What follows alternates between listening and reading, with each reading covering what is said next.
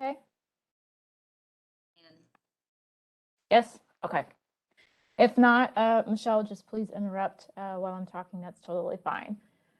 Hi. Thank you all for coming today. My name is Molly Connor, and I'm a grants compliance monitor with the Office of Compliance and Develop Louisville. We are so happy that you guys are here today for one of our first presentations in our series of quarterly presentations on compliance standards for rental projects. Before we get started today, I kind of want to talk about the reason why we felt that inspections were an important topic for us to cover today. As first and foremost, we really want our Metro partners to succeed in providing safe, decent, and affordable housing options to all of the people in our community, especially those who are lower income. We noticed last fiscal year that there was a high failure rate among projects that had initial inspections. It was actually about 58% of all projects that had their initial inspections failed. The good news is that about 93% of projects that were re-inspected passed, so that's great. Ideally, we would like for that number of projects that pass their initial inspections to be higher. So we want to work with you all today to talk about what our expectations are for inspections.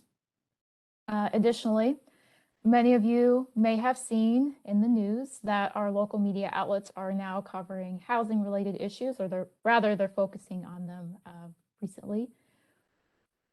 We have noticed that some of our Metro partners have made the news. So we really want to take this opportunity to talk about what our expectations are going forward for inspections, and as well as to help you all take proactive measures on how you guys can pass your inspections and provide, that essential service for our community. Because the bottom line is that the units that we are inspecting are people's homes, and so we take these inspections very seriously. So a couple of housekeeping rules. We ask that you be muted during the presentation today. If you have questions, please feel free to use the chat. Michelle has volunteered to take your questions.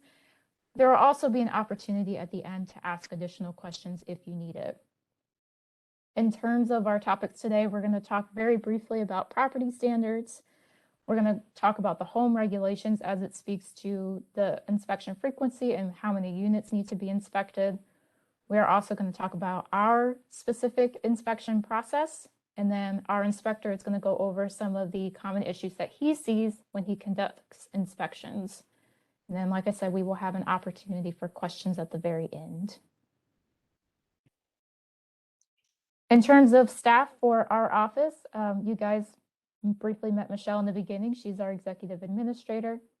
Marion Webb and I are both grants compliance monitors. She does the single family housing and I do the multifamily housing, so you'll most likely hear from me most of the time.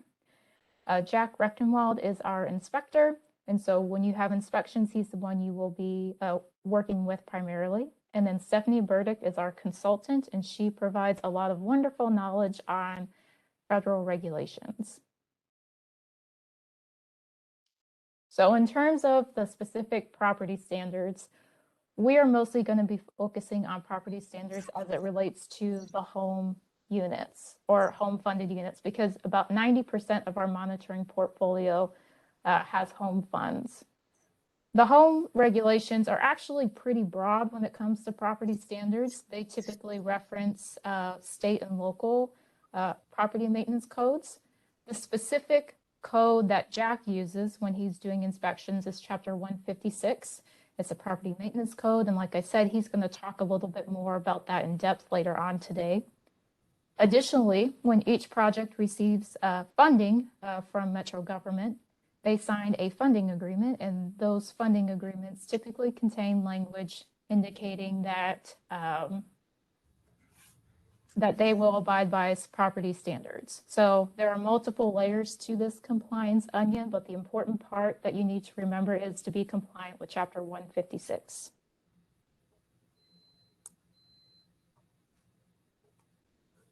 So I'm going to talk a little bit about the number of inspections and the number of units that are to be inspected and the frequency of those inspections. For those of you who attended our training back in July, this chart may look familiar because it is. It does a really good job of capturing the how we determine the number of units that need to be inspected, as well as how often inspections need to occur. So I typically think about it in two parts. Yes, the presentation will be available after today. So the home regulations break it down into two parts. We can look at the total number of units in the development, and that determines how often an inspection needs to occur. So if the more units there are, the more frequently the inspections need to occur. In terms of the number of units that are to be inspected, that is based on the number of Metro assisted units, so units that receive funding. So if it's fewer than 4, we look at all of them. The home regulations indicate if it's greater than 4, you can take a sufficient sample, and we do 20% plus a minimum of 1 unit per building. Our actual Metro policy is to look at least 5 units, even if the sufficient sample is less than 5. Do we have any questions, Michelle, about the home standards? Or No home standards questions. okay. Okay, so now I'm going to talk a little bit about the property inspection process. So this is how our office does inspections. Typically, it will first start with me sending a property inspection memo to the property manager, typically about a month before we would like to have the units inspected. That property manager will return the list of Metro assisted units back to me. I will give that list to my counterpart, Marion, and she handles the administrative side of assigning those units and figuring out which units are going to be inspected to Jack. Once Jack gets a list of the units that we would like inspected, he's going to call the property manager to schedule an inspection. And it's important to note that tenants need to have at least 48 hours in advance notice before an inspection occurs. So once Jack schedules an inspection, he will go to the property and do an inspection. He will then send via email his inspection results, and this can go one of two ways. The first is the project passes its inspection. So Jack will send a report that says there are no deficiencies that have been identified, which is great. We will then include in our compliance annual review letters language indicating that the project has passed its inspection, and there's nothing else you guys need to do at that point. For projects that fail their inspections, Jack will send via email the results of the inspection. He will indicate that there are specific deficiencies that were identified, and he will recommend specific tasks that that maintenance can take in order to rectify those issues. He will then schedule another inspection, a re-inspection, and the timing of that really varies depending on the severity of the issue. For instance, if it's a health and safety issue, the turnaround time is very quick for that to get fixed. It's usually 1 to 2 days. Other issues, Jack uses at his discretion what time frame he thinks is appropriate. So he will schedule an inspection and a re-inspection time. Then he will go back to the property and conduct a re-inspection. Assuming that the re-inspection goes well, he will send an email saying that the project has passed, which is great. If a project continues to fail its inspections, we in the Office of Compliance will have a conversation about whether or not we think it's appropriate to suspend that project's period of affordability, which we prefer that everyone pass their inspection, so we don't have to have that conversation, but we can have that conversation if necessary. And I want to give Marion an opportunity to jump in since she handles the administrative side. Marion, is there anything that you wanted to add in terms of our property inspection process? The only thing I can say is ask the property managers that fill out that form that you send out, that before you do any of this and you fill out your UCR and your rent roll, it would be great if there's easy to understand language as to how many bedrooms, how many bathrooms, how many square feet. If is it a low or a high home unit? Is it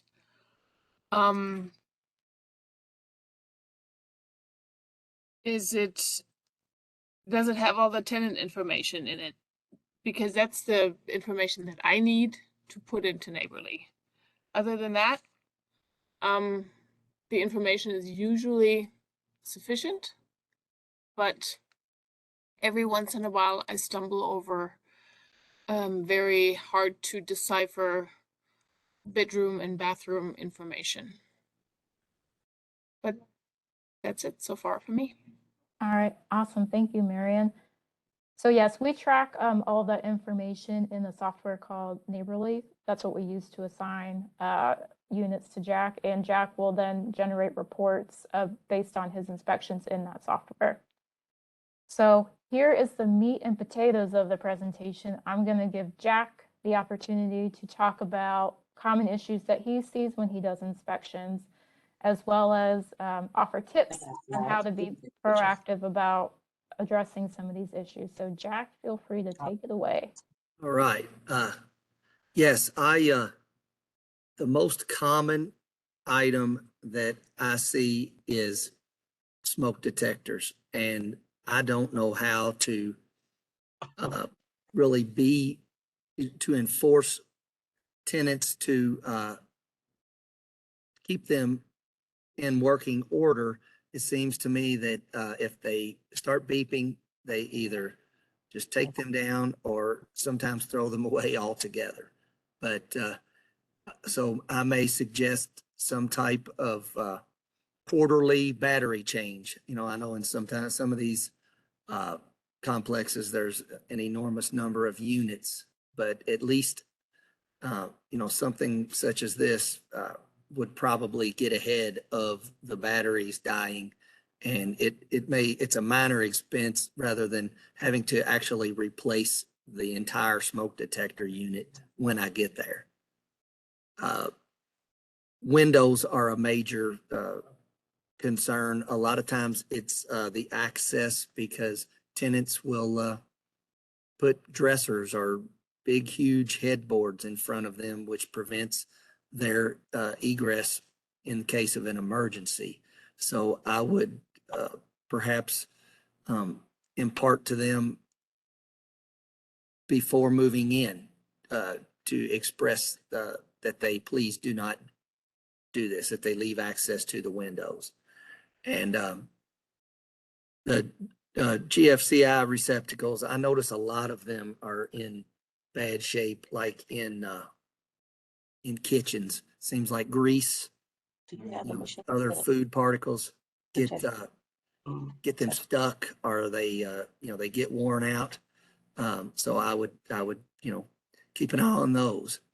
And one of the last really main things is whenever a furnace, water heater are replaced, it's important that they are permitted before the installation, and then follow up with the inspection. Whenever we see the green stickers there, that's pretty much a rule of thumb for us to understand that that everything was installed properly, and that we can move on from there.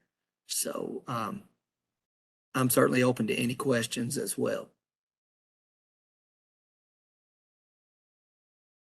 Did you want to touch on pests, dumpsters, or lead paint Sure. issues? Yeah, I mean, a lot of times there's often outlet cover plates or light switches, that get broken. I personally don't quite know how they get broken, but a lot of times they are. And that, of course, is a major safety issue when there's kids around. They could stick things into the socket much easier when they don't have covers on them. So perhaps a quick visual among the units, once in a while could prevent some of this. And it is not uncommon to see roaches or other bugs in units. And I understand this is, often due to lack of hygiene, cleaning by the tenants, but I would suggest diligent, regular extermination to at least try to minimize the effect on all the tenants, who also, may keep a better apartment or something, but I do find, once they're in a unit, if it's a multifamily building, they're going to be everywhere. And a lot of times I know there's a lot of illegal dumping going on, but I would suggest regular dumping of, regular pickup of the trash and regular examination of the areas and picking up around there. This prevents rodents and bugs, flies, roaches, maggots, everything, lying on the ground. But it does certainly attract the rodents. I hear a lot of times tenants complaining about the dumpster areas and when they take their trash out. And last, I realize a lot of places are older, and lead safe is a very difficult thing to keep track of. But when there's young kids under 6 years of age, I would suggest ensuring that that the units are safe from them. Paint chips are around windows. I would just try to make sure everything is taken care of. Okay, wonderful. Do we have any questions about the common issues that Jack discussed, Michelle? Looks like we have a couple questions pending. We have Paul Despain from HBI says he has a couple questions coming in, and I'm guessing is working on writing those up. If other folks have questions, feel free to enter them in the chat or even take yourself off mute to ask them. And Paul, I'd share that with you as well. If you'd prefer to just take yourself off mute and ask the questions that way, please feel free to do that. Yeah. Hey, Jack. Everybody can hear me okay, I guess? Yes, sir. I've got two questions specific to topics that you guys have mentioned collectively. So with regard to the smoke detector, if you'd clarify for us, and I'm acutely aware that we've got different inspections for different funding sources or different types of properties. So what we struggle with internally here is the 10-year lithium obligation for the smoke detectors, and you're quoting 9-volt batteries. So if you would just kind of clear us once and for all. And I guess the truth is, if one standard does still exist versus the other, we're going to try to work towards that more rigid standard. But am I hearing you say that 9-volt batteries that exist currently, those devices can stay in the home as long as that unit has not gone vacant?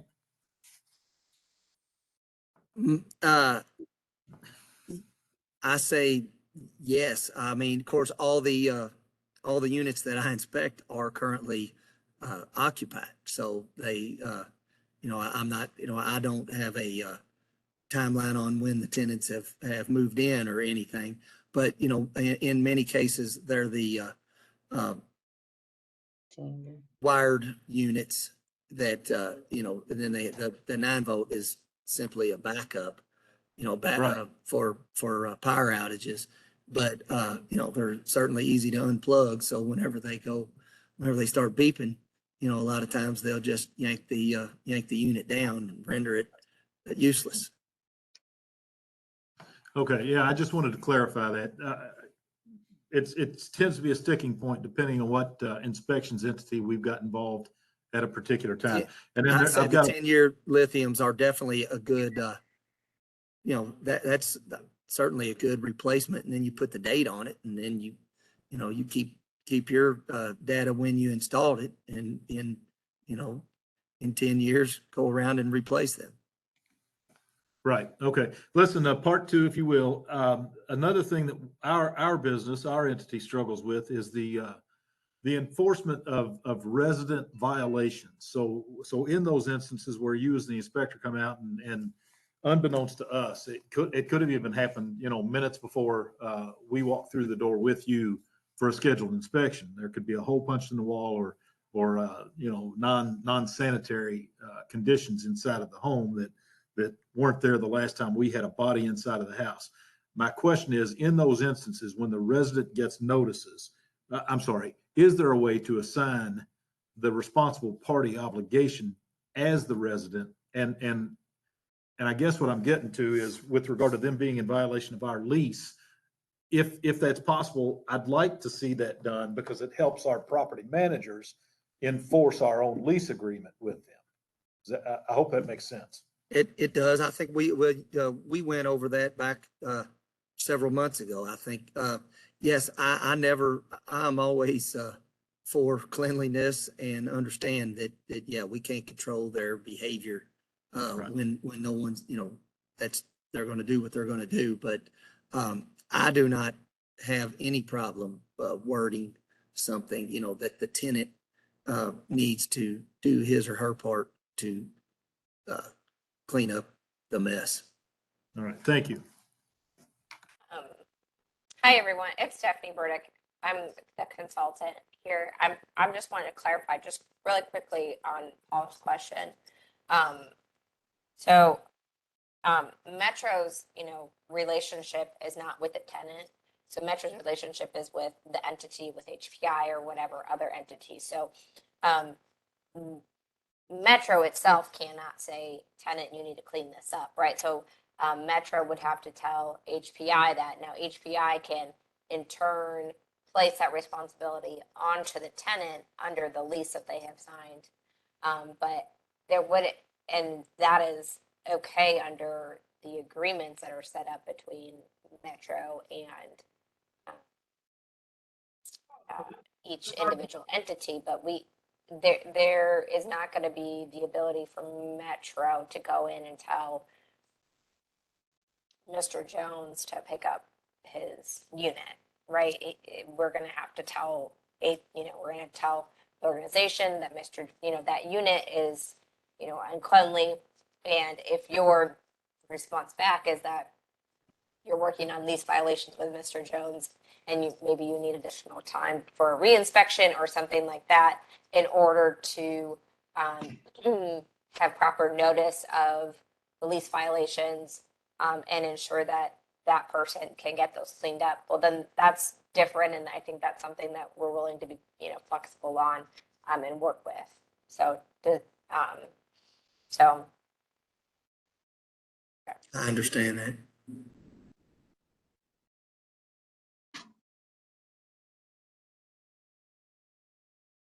Do we have any other questions from people?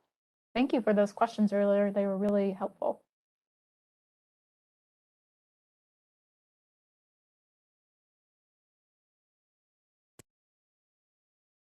Can we revisit the inspection sticker section?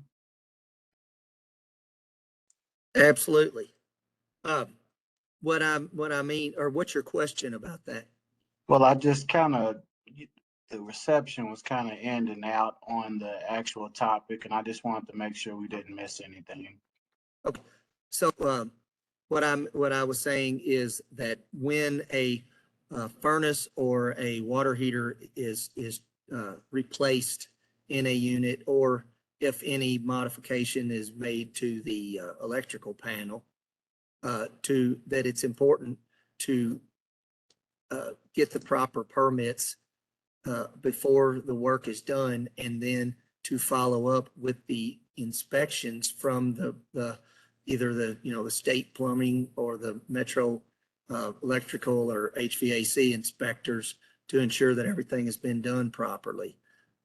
If we don't see the stickers on these items, if it's less than 5 years, it's going to have to be done anyway.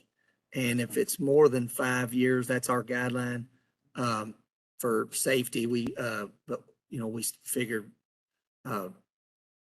no major damage is going to occur if it hasn't occurred in 5 years. Hopefully it never does. But then we're still going to require one of those tradespeople to examine the particular unit and put it in writing, the condition that it's in. Hopefully it's in working condition, or we would expect any necessary repairs to be made at that time and to declare those, what has been done. And then we'll accept that as it's a good unit. Okay, I appreciate you revisiting that. And you said on the on the receptacles for the GFCIs, that is our responsibility to have those cleaned, or just, Well, just ensure that they're in working order. okay, as long as they're working, okay, that's Yes, keep the actual covers from being cracked or damaged. Okay, yes, sir. all right, I appreciate you revisiting that. All for me. right.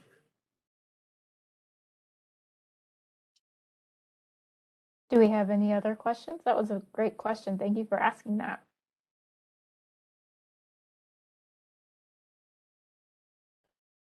Now, as far as the operation on Windows, is it mandatory that they're able to stand open on their own? Is that one of the requirements? Yes, absolutely.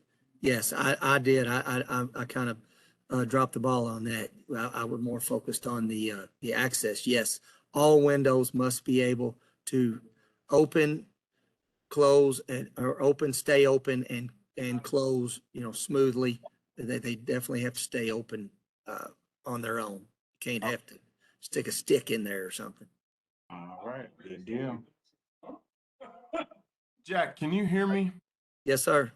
Awesome. I think I was having problems with my microphone a minute ago.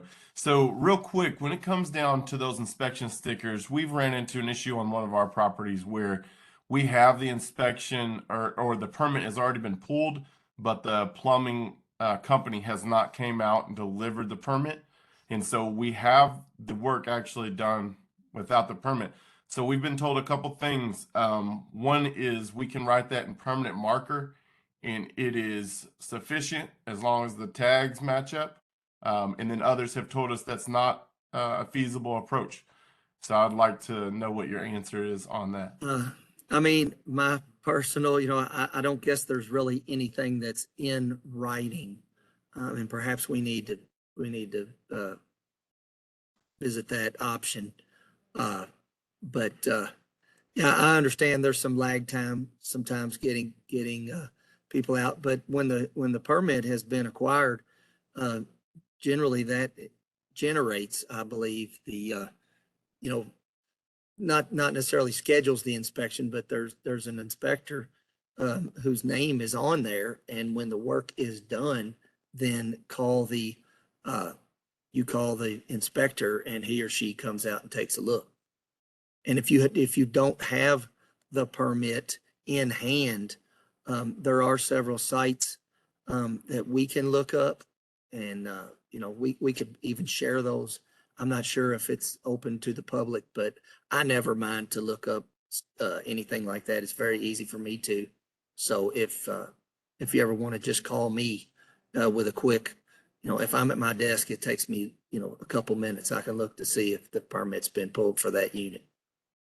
That would be fantastic. It would just help us. It's just like you said, it's a lag time. And if we don't know, like inspection comes, sometimes we have an issue with the letter coming same day of inspection, Yeah. which Mm-hmm. brings other issues to the plate. Right. But yeah, when it comes down to that, the last question I would ask on that, when it comes down to the 5 years, we've ran into that being an issue with perfectly good functioning HVAC units and different things like that. So as long as it's been inspected within the last 5 years, is that correct? No, if it's got the green sticker, if it's 10 years old, if I can see the green sticker and it doesn't look like there's been any, I'm just making visual inspection. I'm not a journeyman in any of those trades, but you can generally tell if something's been tampered with or worked on by just a if it looks normal and that green sticker's there, that will be good for the life of the unit. Hey, Jack, this is Devin. I got a couple questions. First off, congratulations, by the way, on your engagement. Thank you, sir. First question is going to be over the unit listing. I noticed that you want to know how many beds, how many square feet, also making sure that things are in compliance. The question will be, a lot of times our residents like to remove certain smoke detectors, and a lot of times we do a progressionist study over, are they still up? Are they still in working order? We've sent out quite a few different notices that if they take those down, it would be a violation on their lease. Is there any other code or anything like that that we can enforce? There's not, I don't think there's really a code. You know, I just always try to just impart the importance of it, that it, you know, it can save your life. And if you don't have it, you know, the opposite can happen. You know, you might not wake up, and you know, that's what that is there for. Right. The second question I had is over scheduling. Sometimes we don't get an email within that 48-hour period or even a week before. Sometimes it's within the day or within the hour, and we don't have enough time to send out those notices for that 48-hour notice for those tenants.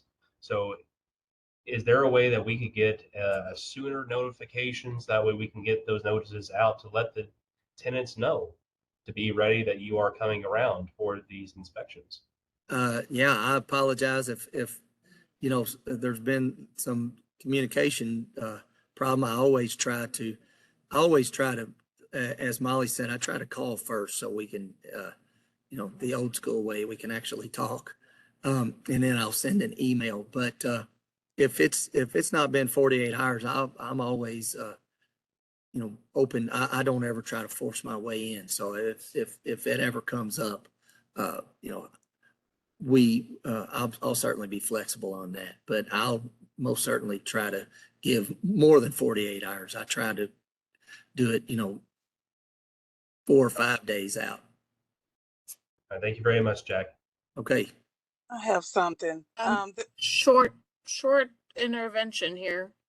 There Okay. is indeed a ruling, and that is our chapter 156 ordinance, Louisville ordinance, that does require smoke detectors.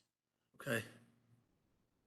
So, I'm pretty Alright. sure Molly has included the chapter 156 in this documentation with this presentation. And there is, under the fire safety part, under the rooming unit, any room which is designed or used for sleeping purposes. This term may include a room in a rooming house, a hotel, motel, or tourist home, school, dormitory, or an apartment building, which may or may not have some additional facilities for eating or cooking contained therein. Smoke detectors required, type and placement. And that explains exactly where, when, how many. So, yes, there is an ordinance. Absolutely. I had a comment. This is Shawanda McLemore from House of Hope. So I've been a property manager for over 23 years, and I have found that it is public information, and I haven't looked for a while. I know the website has kind of changed, but if you look on LouisvilleKY.gov, you can actually see if a permit was pulled for the property. It's actually public information. So Yes. anybody that wants to look to see if that permit has been pulled, you can pull that permit number on LouisvilleKY.gov in the property maintenance sector. Thanks, Shawanda. No problem. I think I just saw it. Oh, I was about to say, I think I just saw something come through on the chat. We did. So we have a question from Wellspring that says, in situations where smoke alarm abuse occurs, is there any issue with using a smoke detector cage to stop tampering? I really haven't had a lot of experience with those, but I think that probably may be a good idea. I mean, they, if it is a pattern.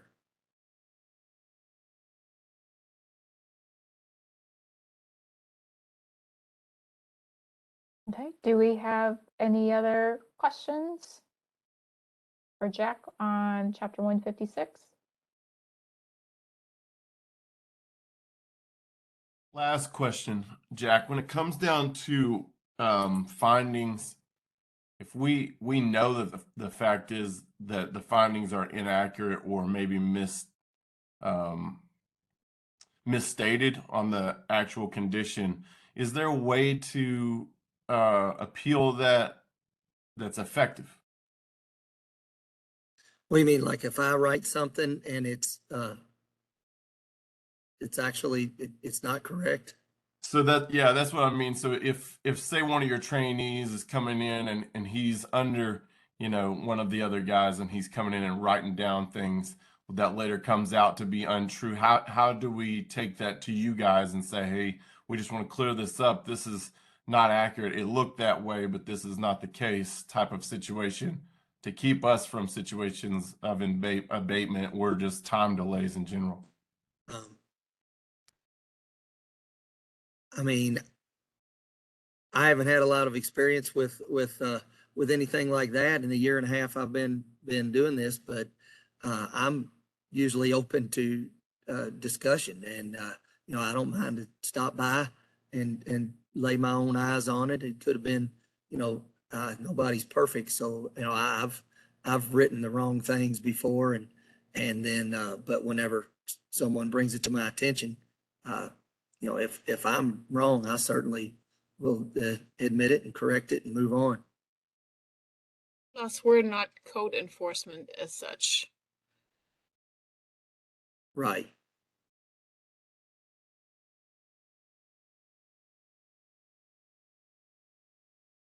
Anything else?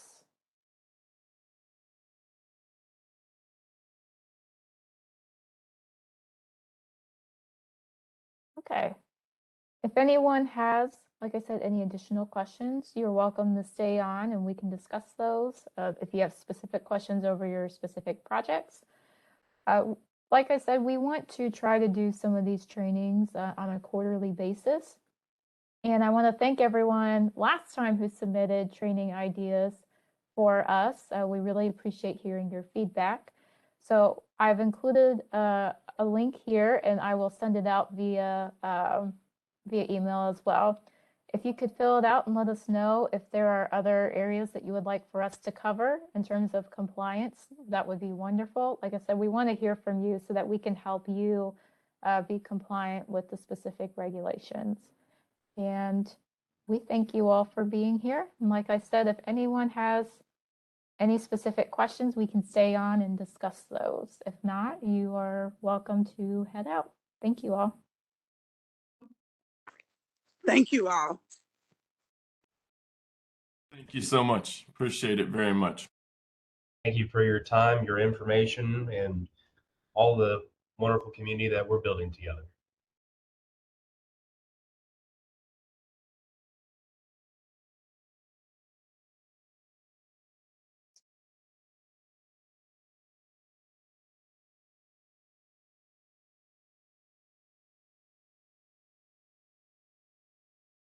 Thank you, Jack, for doing such a great job, and Marion for jumping in, and Michelle for handling those questions. Thanks for clarifying that, Marion.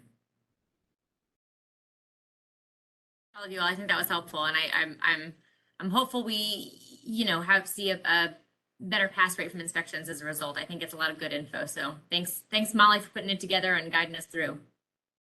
Yes, Jack, Molly, great job. Jack, if you want to send me the link for the permits, I can include that in the email too when I send out the information. Okay, I'll do that as soon as we sign off here. Okay. All right. Looks like we got a few people still on. Anyone who's still with us has specific questions, feel free to either chat them or unmute and ask if you're hanging out for any remaining questions.